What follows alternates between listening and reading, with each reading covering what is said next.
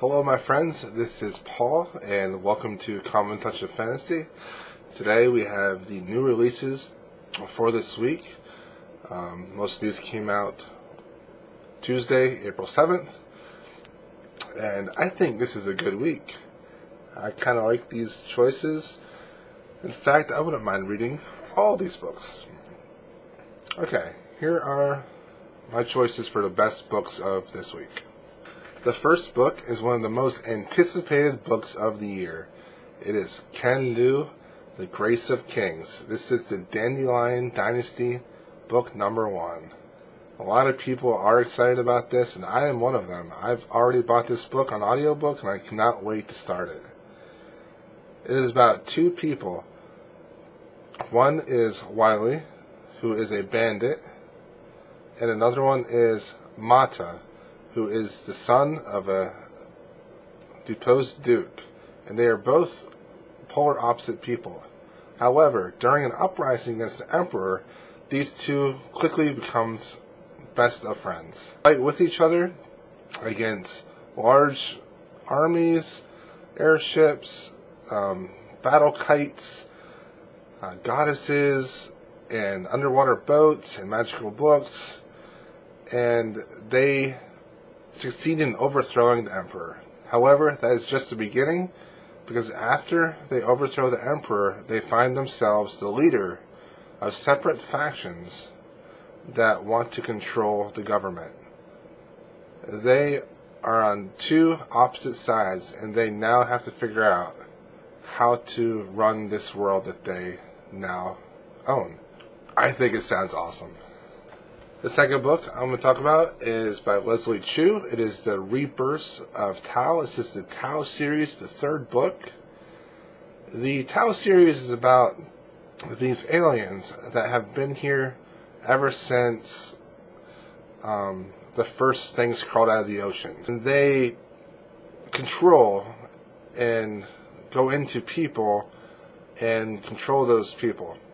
And there's two factions. One is the Prophis group, the other one is the Genjix group. And they're having a civil war against each other using the bodies of humans on Earth.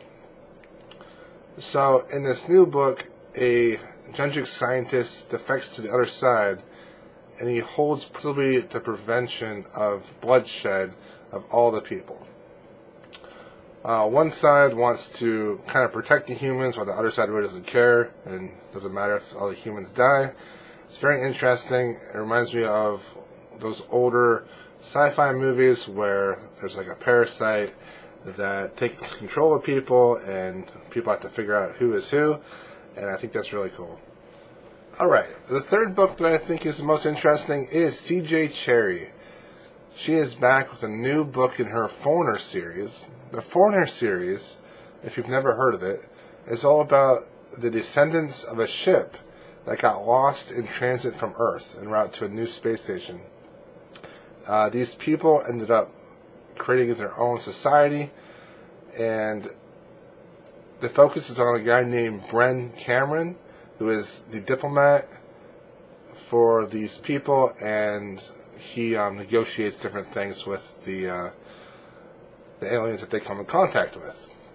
Now, this is the 16th book tracker, and this one is about Bein coming home from space, and now he is on a world, and there's a lot of political intrigue and a lot of politics happening, and he is in charge of most of the politics on this one peninsula, and he has to navigate the court and stuff, and people are wanting to depose him and things like that. A lot of political thriller type things in this book, and then something happens where another alien race comes to this area. Highly successful writer, Cherryh.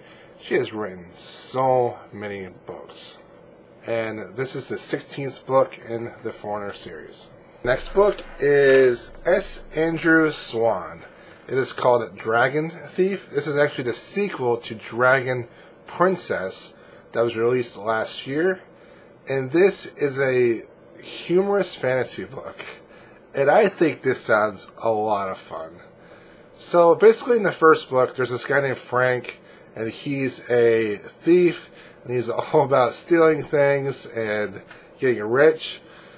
But during one of his thefts, some magic goes wrong, and he inadvertently changes places with a princess. Like, they switch bodies, and the princess goes in the body of a dragon, while Frank goes in the body of the princess, and they're like half a kingdom away from each other. And so Frank is now inside the body of a princess, trying to do the courtly things, and then the dragon is actually the princess.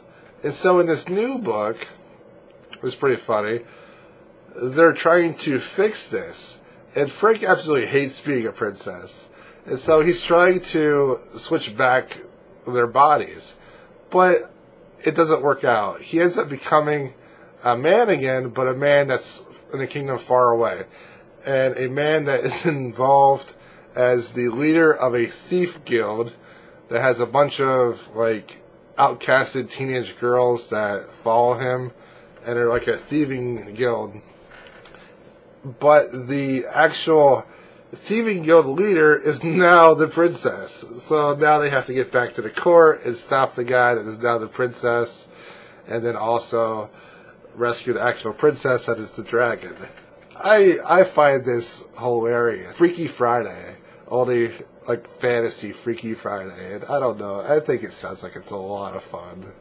I'm actually going to try to get that first book. I think it sounds hilarious. By Steve Bein, and it's called Disciple of the Wind. This is the third book in the Fated Blades series.